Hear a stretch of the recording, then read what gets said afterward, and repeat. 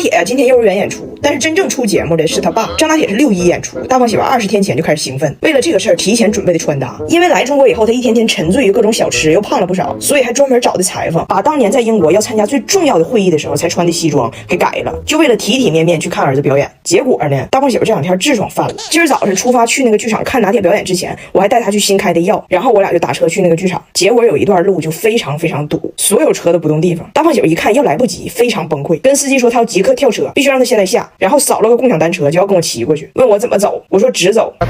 OK, you go.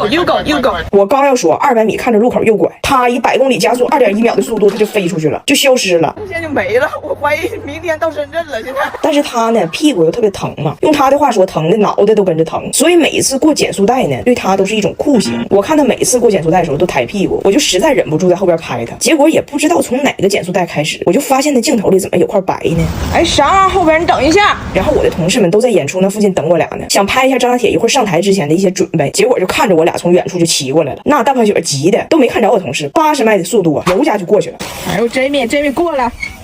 然后我同事在后边也看出一些端倪，就搁那笑。我在前边，我就瞅他后边，我说你摸摸，你是不是屁股那坏了？他说我知道我的屁股坏了，医生不都说了吗？我的智商非常严重。Jamie， 屁股坏了。不知道我的屁股坏了。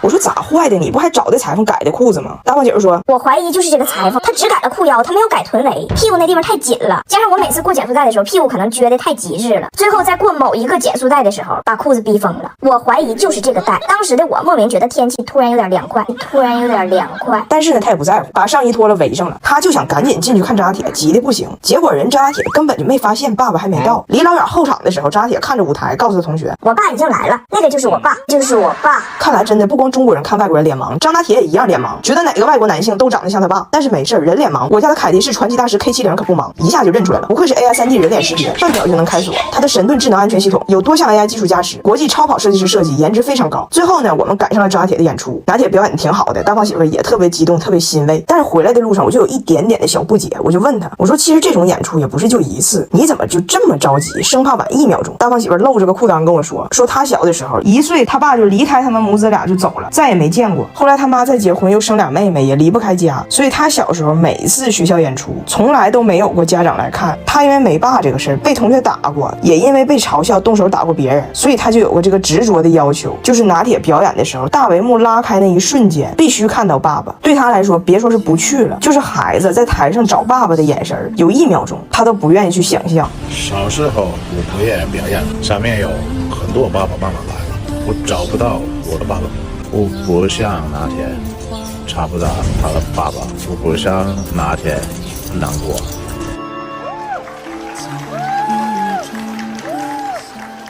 哎呀妈呀！我跟你们说个事儿，我跟你们说个事儿。彩铃家到底发生了什么？我爸是一个书法爱好者，特别爱写毛笔字。然后我爸现在要回铁岭了，说要练书法，我就让他在回家的路上去买点毛笔字的东西。你自己让我看看你买的，你自己让我看看。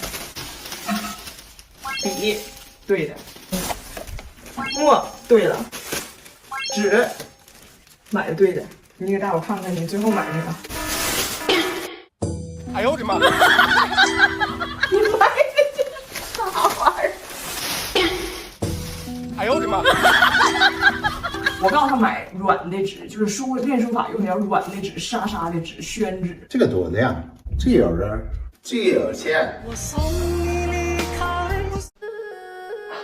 挺突然的吧这个事儿。我这2天呢，就是很意外被来了一次说走就走的旅行，就妈说走就走了，妈不在了呢，家里的一切还需要继续，只是这个继续的就很多舛，尤其是教育。我一不在呢，家里的教育系统彻底紊乱了，教个稀碎呀。因为啥呢？这家里就所有人都在努力的向所有人传授知识，但是有会英语不会普通话的，有会东北话不会英语的，有自认为英语、普通话、东北话都很全能，但不会数学的。Round 1.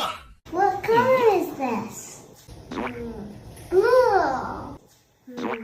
紫砂色，蓝色，多蓝啊，大蓝。你是会迷呀？Round 2. 7加7等于14，14加6等于20，20加1等于21。3 3721。为什么？ Because 我妈说的。九九表，知道不？知道不？翟耀达呀，你爸没见过九九乘法表，他在基础知识方面属于凹陷了。他记乘法表记的是对的，不信你试试，你问他37多少，他记住是21，但你要问73呢，他不知道。37等于21。那73呢？哎呀妈，这个智商！幸亏我有这小度大屏护眼学习机 Pro， 正赶上双11还有优惠。这15.6英寸超大屏幕跟书本一样，不反光不刺眼，还有 AI 精准学功能，秒抓你的婆肉相。哎，你不信试试，看他是怎么碾压你爸的智商的。小度在呢，随时愿意为你效劳。7乘3， 7乘以3等于21。全家都装有文化，文化杂了爱劈叉，无解的知识太伤神，一度解救了3代人。Round 3。白日依山尽。白日依山尽。啥叫白日啊？白日就是太阳。有多白？白，漂白。黄河入海流。啥是黄河？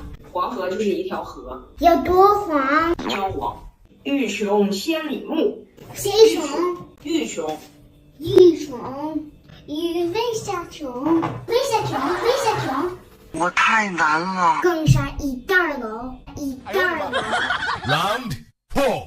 怎么了？给妈妈先发信。好。 You should just copy what I do. My Chinese is really good, okay? So just follow me. Watch. Later.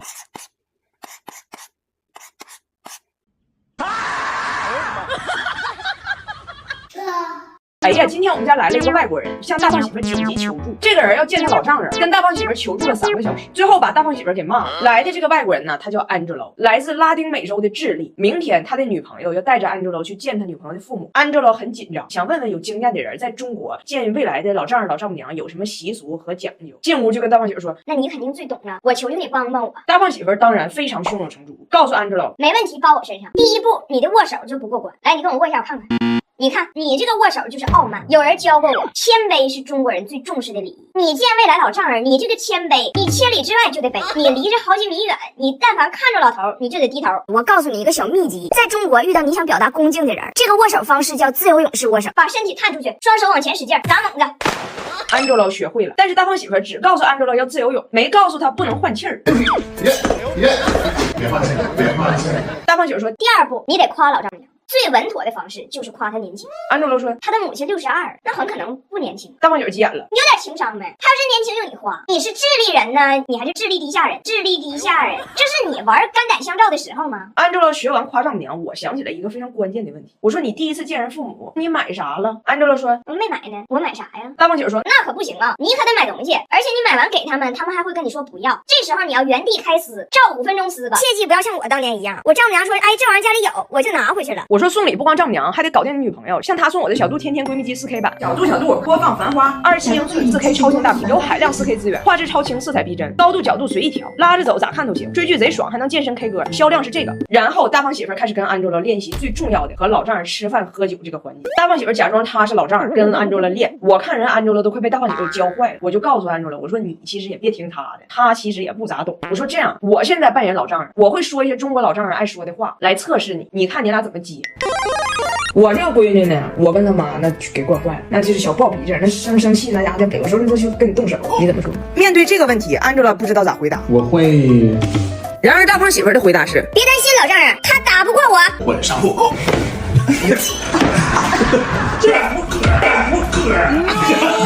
好嘞。